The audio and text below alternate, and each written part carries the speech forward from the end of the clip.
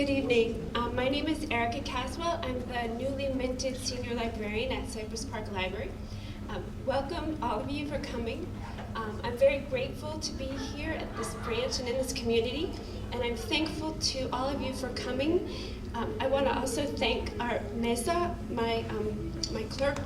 He so generously coordinated and arranged all of this. I want to thank all the artists who are here, who are generously donating their time and art for this wonderful occasion. I want to introduce Santino Rivera. He will be our official MC for the evening. Thank you.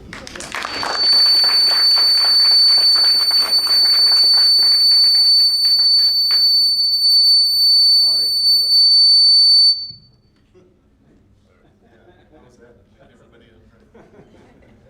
Hello. That's your 10-minute warning. You're done.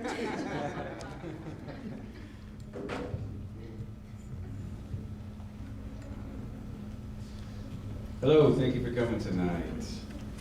I'm Santino Rivera. I'm coming to you from St. Augustine, Florida, which is on the other side of the United States. I was here in September of last year for Ban This. I'm the publisher of this book.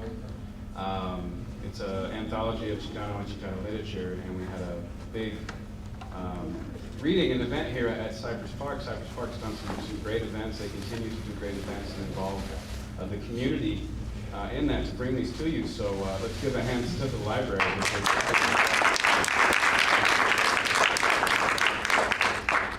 This event is titled Fear and Loathing in Los Angeles, and the theme of this, as I've been talking with some of my fellow poets and artists, is, you know, the time that we live in now is, to me, akin to how it was in the early 90s. There was a lot of fear, there was a lot of oppression, there was a lot of us that were, you know, felt like we were under the boot of a lot of bad stuff. And, you know, when I was coming up with the concept for this show, I had no idea things would get as crazy as they have in the past few weeks. You know, you want to talk about fear and loathing, I mean, just turn on your TV or tune into Twitter or social media, you know, and you'll see it and you'll feel it.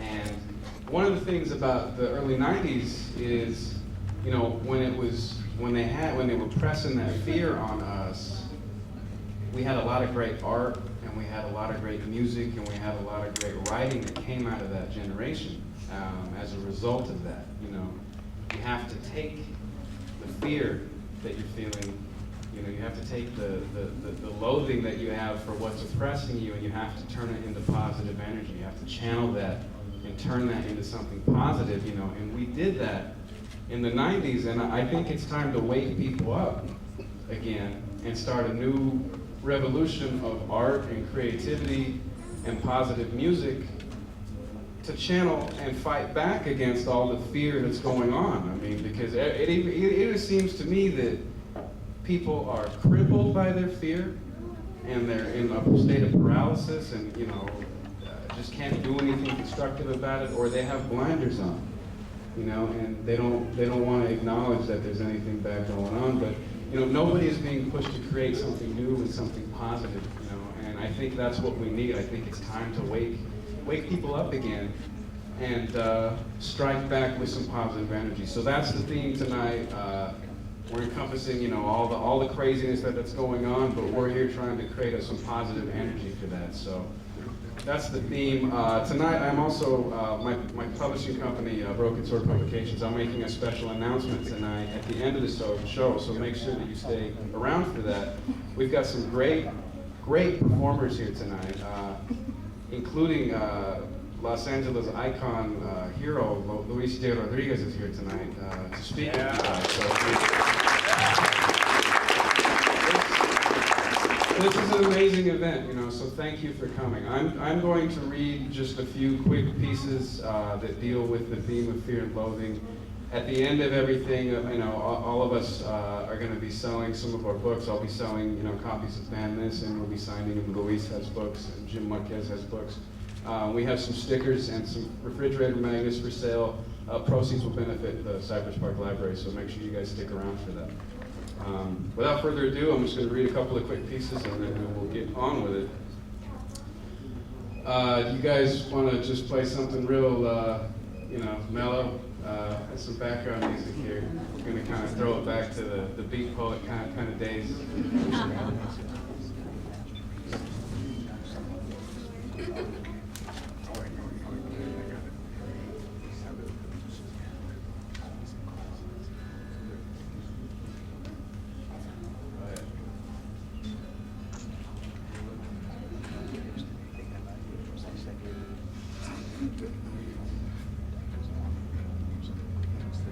Once upon a time, the United States of America dropped a bad guy into the ocean blue, and everyone lived happily ever after.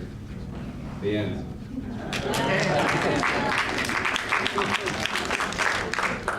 Encore.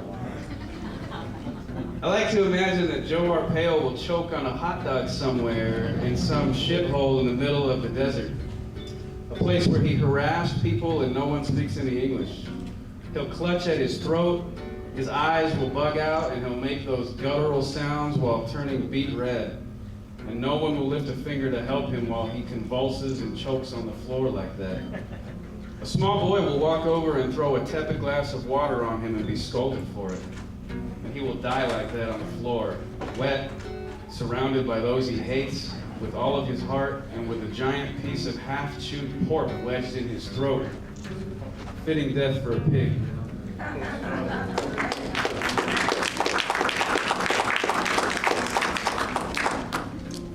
This is titled A Poem About Gated Communities and the Children That Walk Through Them in America. I watched a white child march down the street. He is silent but not cautious, donning full camo gear and a black plastic machine gun with an orange tip for safety. But he occasionally points at passersby or cars, houses, rat-tat-tat, pop-pop, bang, you're dead. And all I can think of is, God damn, they start wanting war earlier every year.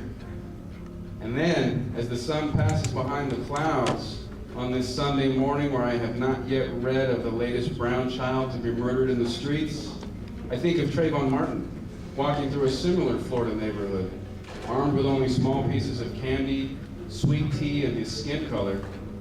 And all I can think of is, God damn, they killed him younger every year. And I close my window shade, slump back down into my comfortable chair where I can hear the sounds of children playing war until the night comes bringing with it more death.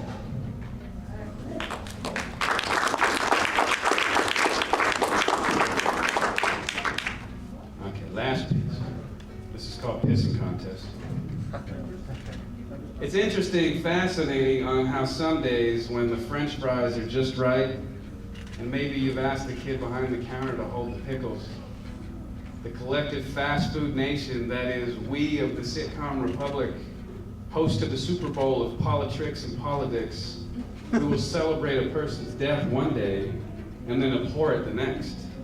Context matters, of course, but we seem to be collectively schizophrenic about dying, death, and the dead, and urinating on the dead, because we expect more of our brainwashed high school kids who murder people for paychecks and commercialized glory. Is it real or is it Memorex? Do we cheer a guy's body being dragged through the streets and then boo when they pee on him? When just yesterday we called for an end to the death penalty? Not the same thing, you say. That guy deserved it, you say, but not this guy.